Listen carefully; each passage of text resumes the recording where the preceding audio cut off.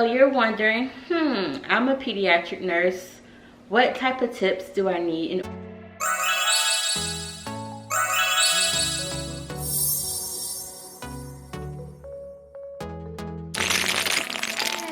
Hi you guys, and welcome back to Jenean's Journey. And if you're new here, welcome. Make sure you hit that subscribe button. Make sure you turn your bell notification on so you can be notified of each and every upload. Alrighty, so today I have a great video for you nurses who have graduated and you have passed your boards and you've gotten a job as a pediatric registered nurse. Pat on your back because you did it. Like, the hard part is over. Well, part of the hard part is over. So you're wondering, I'm a pediatric nurse. What type of tips do I need in order to start my first day off or start my career off in pediatrics? So I just compiled a list of 10 tips that I think you should use as you're going into your first day of work as a pediatric nurse. Once again, this video was sparked by a few inquiries that I got over on Instagram. A few nurses who just passed boards and just became pediatric nurse asked if I had any tips and tricks on how to kind of ease their nerves and what to kind of expect when you're starting out as a pediatric nurse. So I compiled a list of tips that I think will be great for you. So tip number one. Tip number one is know your vital signs for your specific age group. So being a pediatric nurse, we see children from birth to 21 years, or depending upon the hospital you work in, birth to 18 years. But our scope does go beyond 18 for the most part to ages 21 to up to 21 years of age.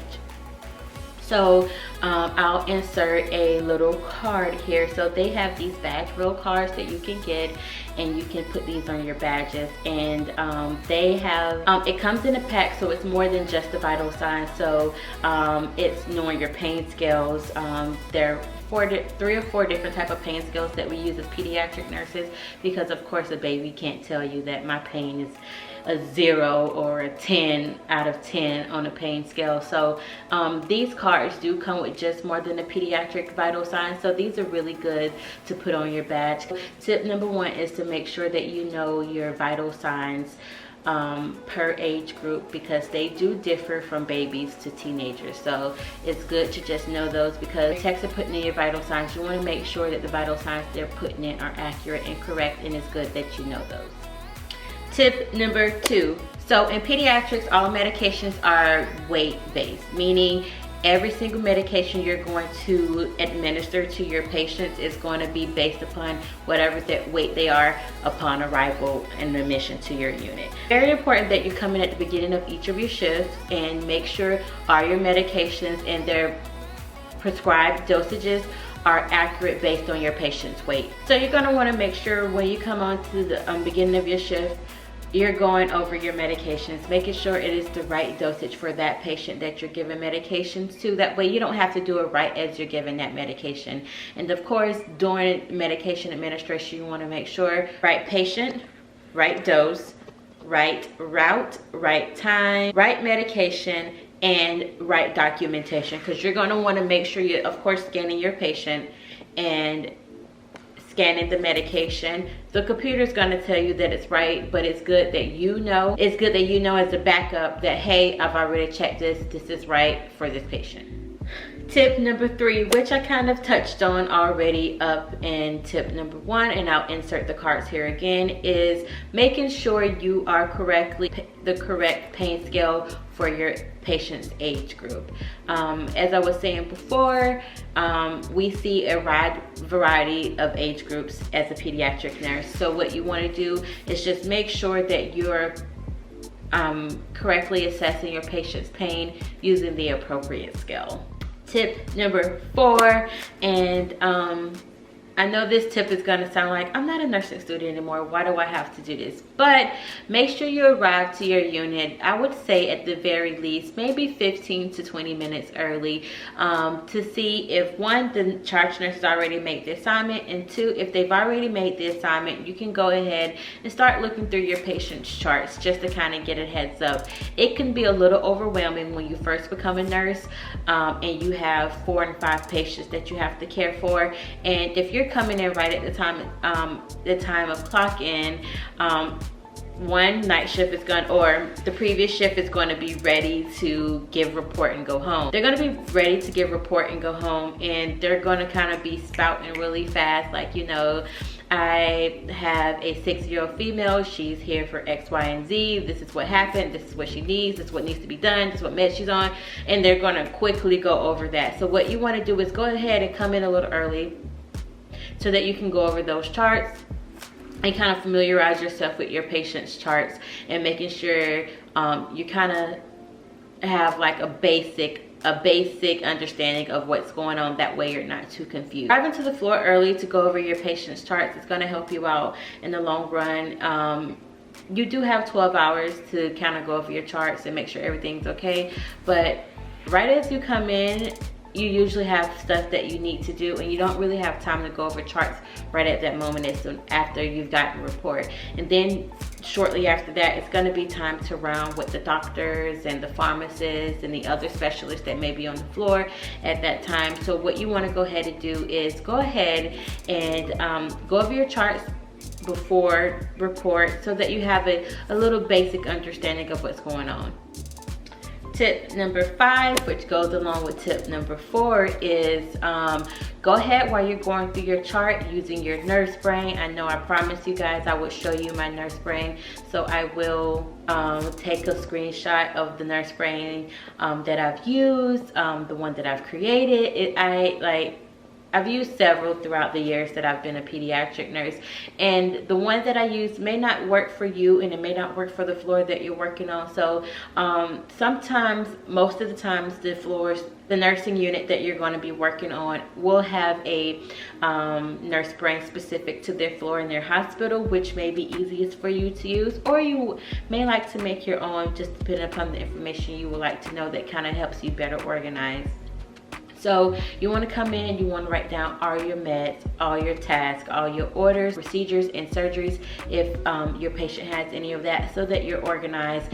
And I'll show you my nurse brain. One is where I take report, and on the back side is basically each hour, and I go by each hour. Okay, what medication is due between 8 and 6, or what task is due between 8 and 6. What time do I need to draw labs, because some kids are in the hospital and they need specific time studied labs that need to be collected at a certain time. So I want to make sure I collect those, or make sure I'm in a position to where I can get it, or my charge nurse, she can get it done. You just want to make sure you're nice and organized at the beginning of your shift by writing everything down, or going over whatever type of patient organization your hospital provides for you electronically, or like I said, creating your own nurse brain, or using a nurse brain that the unit you work on provides for you.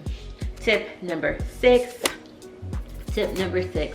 I learned this tip very, very early on in my nursing career. Nursing can be very, very busy, especially right now during COVID times. A lot of floors are overwhelmed with patients, and you have to remember that you are one nurse, you are one person. You can be physically in one place at one time. If you remember that tip going in to being a nurse on any floor, really, any registered nurse, it's going to help you out in the long run. I keep that in the back of my head when doctors are spouting out orders or spouting out tasks that need to be completed, and doctors and specialists, or just whoever is on the floor who needs something, are spouting out things that need to be done for this patient, that patient over there, that patient down there. Remember, 1, you're one person. 2, pull out your nurse brain, write it all down, and then put it in order of importance. What really needs to be done first, and you do it, or you delegate. Because as a registered nurse, you are allowed to delegate. And I don't want to say it in a a pretentious way, like you go do this, but you know, you're allowed to ask for help, not necessarily delegating, but that's exactly what delegating is, asking for help. Hey, I have to do this and this at the same time. Both kind of needs to be done at the same time. Can you go do this patient in 216 and I go do this patient in 214? So always ask your charge nurse for help. Always ask your fellow nursing staff who are there with you. Always ask your tech for help. Don't be afraid to ask for help, because you are one person. You can be in one patient's room doing one thing at one time. So if you kind of remember that going into being becoming any type of nurse, especially pediatric nurse, because parents and kids can be very, very needy. And I'm pretty sure that's for any patient, but being that I'm a pediatric nurse, I just feel like my patient population seems to be the neediest, because they're kids and they want things now and they cry, and it's just like, oh, I mean, and I feel like as working as an adult nurse, an adult can understand that you have other things that you need to do.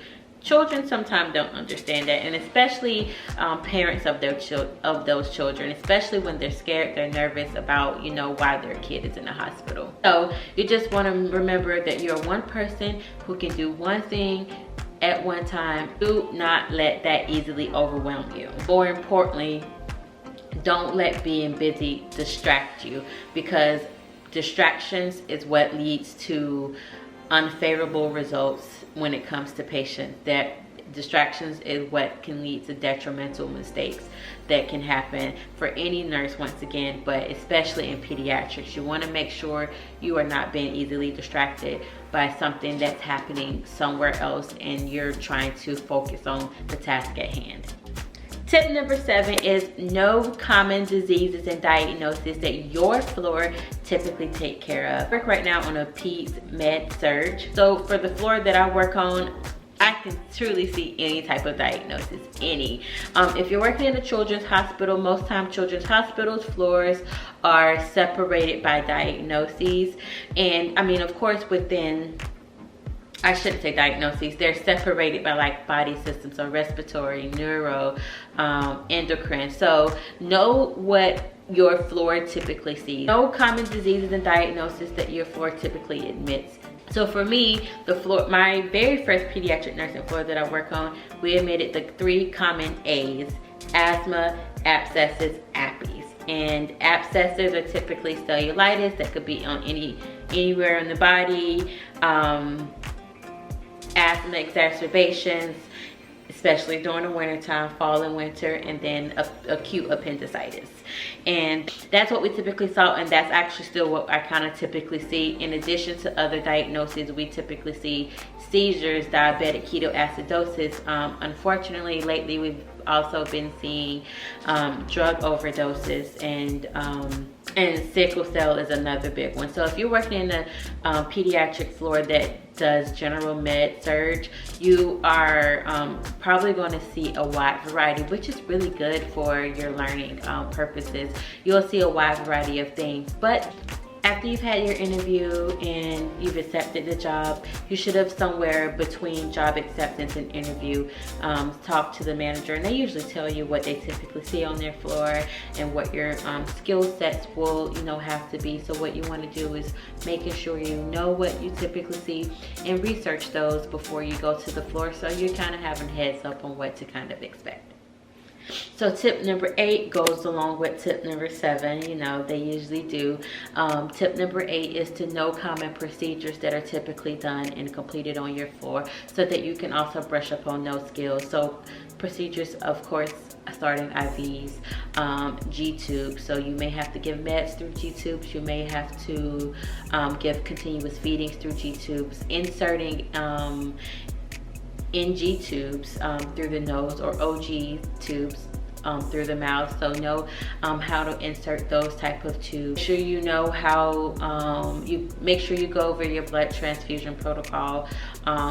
For kids who have sickle cell, that's a common diagnosis. A common procedure is doing blood transfusions quite frequently on these kids, because sometimes they come in acute crises and their H&H is severely low, and they need to be they need to have a blood transfusion to bring those levels back up. So you know those skills and how to do those things. know that you need 2 nurses to do to initiate a blood transfusion, because it's like a medication. You know, you need to make sure it's the right patient, right blood, right ABO compatibility category. Like, you just want to make sure you are doing it right and appropriately, because like I said, in children you want to be very, very careful when you're giving things, because a tiny mistake can be a deathly detrimental mistake. Tip number 9, I've probably said this time and time again, is in pediatrics we take care of children from birth to 18 to 21 years, depending upon your facility. And so tip number 9 is just to be prepared for those different extremes. Sometimes in the same shift, you may have a newborn and you may have a 16, 17-year-old. And it can be scary, especially as a new nurse, caring for kids in different age extremes. So just making sure that you know when you're a pediatric nurse, we care for all the little people up until 18 or 21 years old. Tip number 10, don't be afraid to ask questions as a brand new pediatric nurse. It's very important that you're doing the right thing by making sure you're competent and you understand everything that's going on, by asking questions of your preceptor, asking questions of the other nurses that work on the floor with you, because you will not know everything. And that is my next tip, is you will not know everything. It's impossible. I've been a nurse for 6 years now, and I am still learning. Even though, yes, I'm becoming a nurse practitioner, which is a task within itself, but you are still learning. Every single time you step foot on that floor, make sure you know that you won't know everything, and you should go in knowing that you want to learn and you want to be a better nurse for the patients that you are caring for. And I have one bonus tips for you guys, is as a pediatric nurse, your patients are going to make you the cutest trinkets, write you letters, write you cards, and create a keepsake binder so that you can keep all of those beautiful momentums that they give you, because it's truly, truly heartfelt and heartwarming when you get those things, because it's letting you know that you're doing the right thing and you're in the right field and you chose pediatrics for a reason. And it's good to look back on those little cute little keepsakes that, like, oh, this patient in whatever room, you know, this was such a cutie pie, and I'm so happy I was able to take care of this patient and to help them to get better and discharge them home. So that's my last tip for you.